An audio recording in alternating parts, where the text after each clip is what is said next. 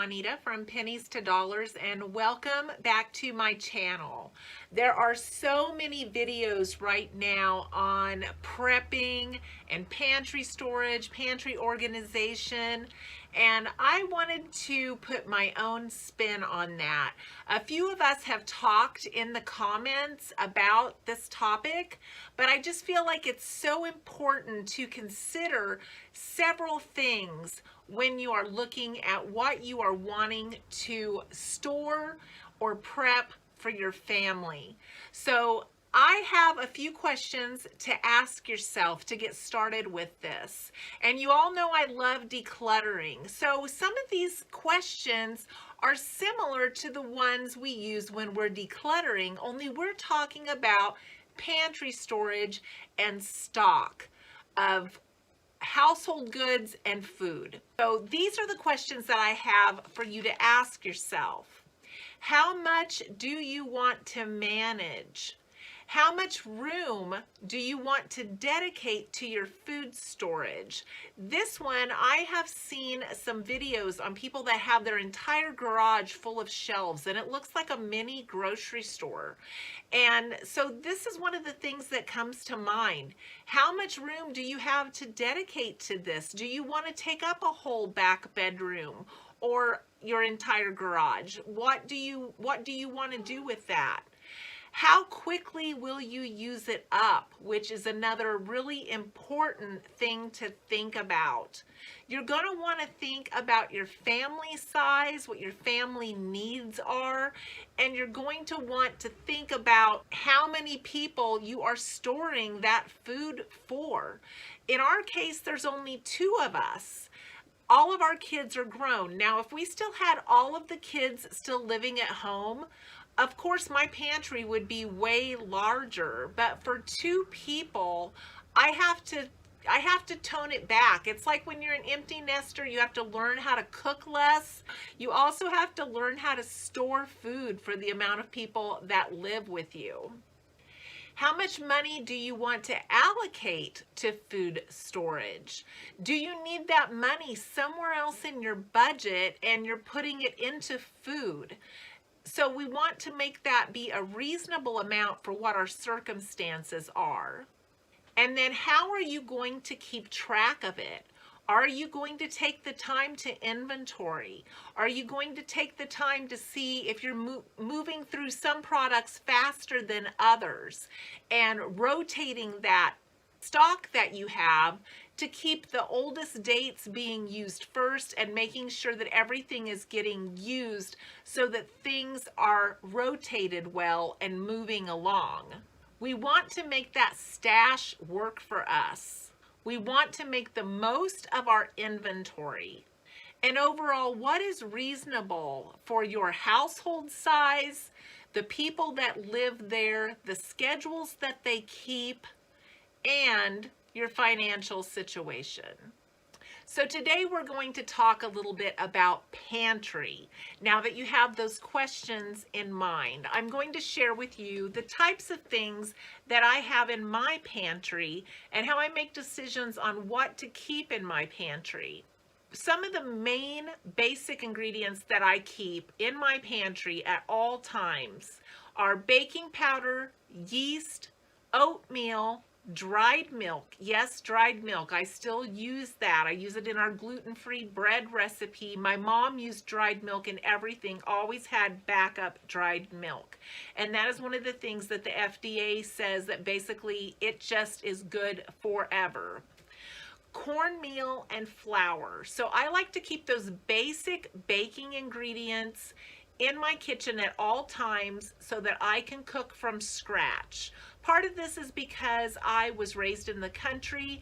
We didn't have a store that we could run to, so you always kept things in your stash to be able to cook from scratch, and usually you kept at least one backup of those things.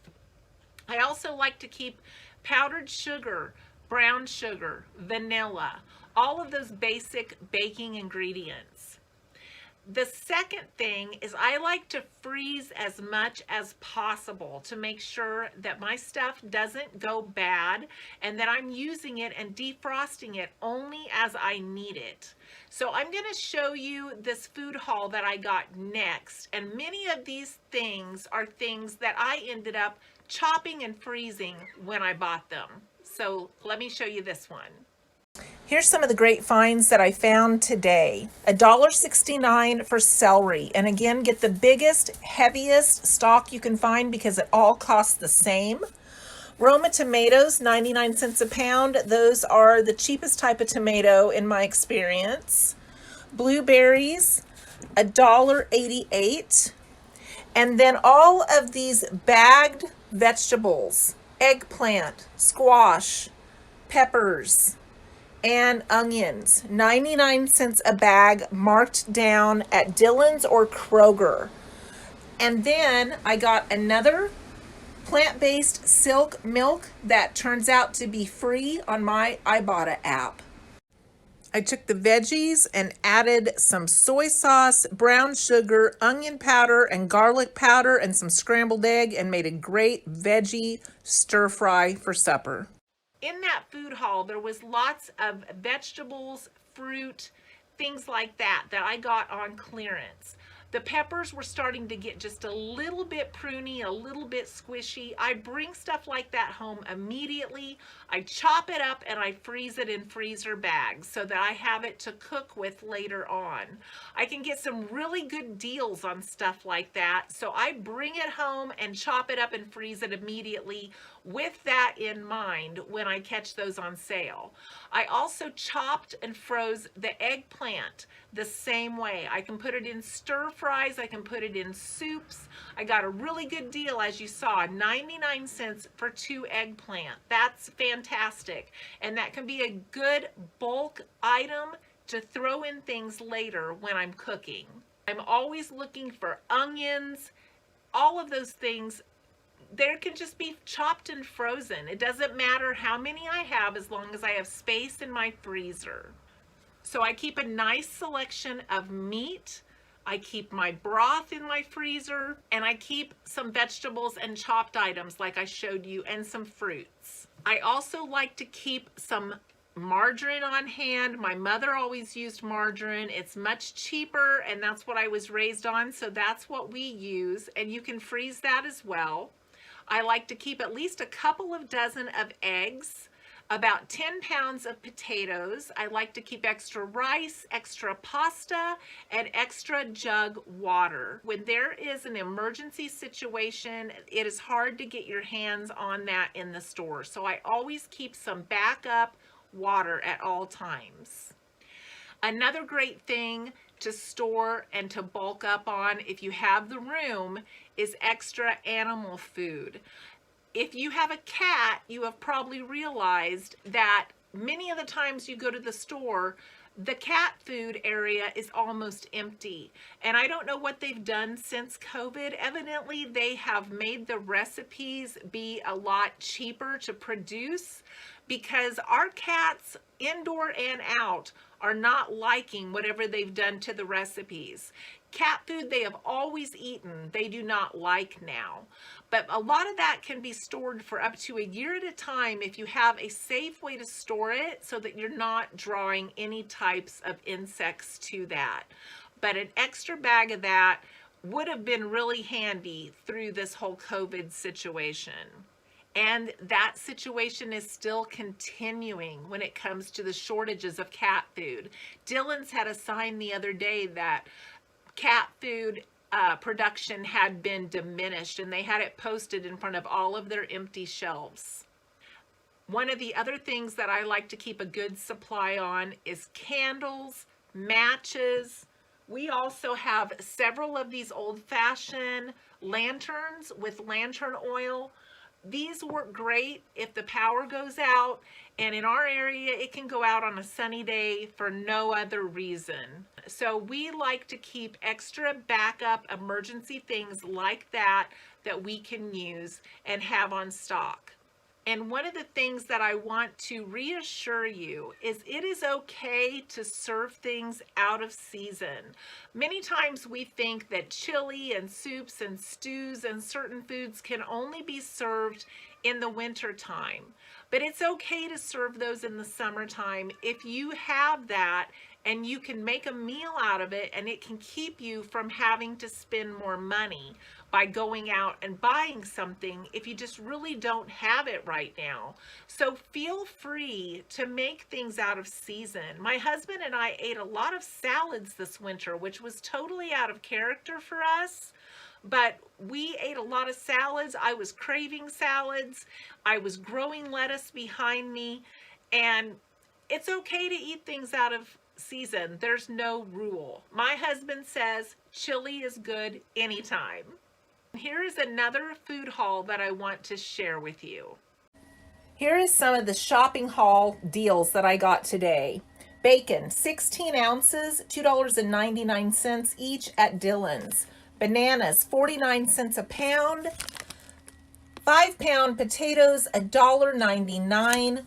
Cuties, $2.99. And a bag of 5-pound rice for $5.49. And yes, I could get that cheaper if I wanted to go into a 25-pound bag, but I really don't want that much for the two of us. I also went to CVS, got a 12-pack of toilet tissue for $1.69. They had a $4 off coupon emailed to me, and I used that for my toilet tissue. At Aldi, I got milk for $2.32 and a dozen eggs for $2.47. At Sam's Club, I was able to get 6 bags of the ready rice in the chicken flavor for $4.91 clearanced out, and 4 packs of this gluten-free hearty vegetable soup for $2.91.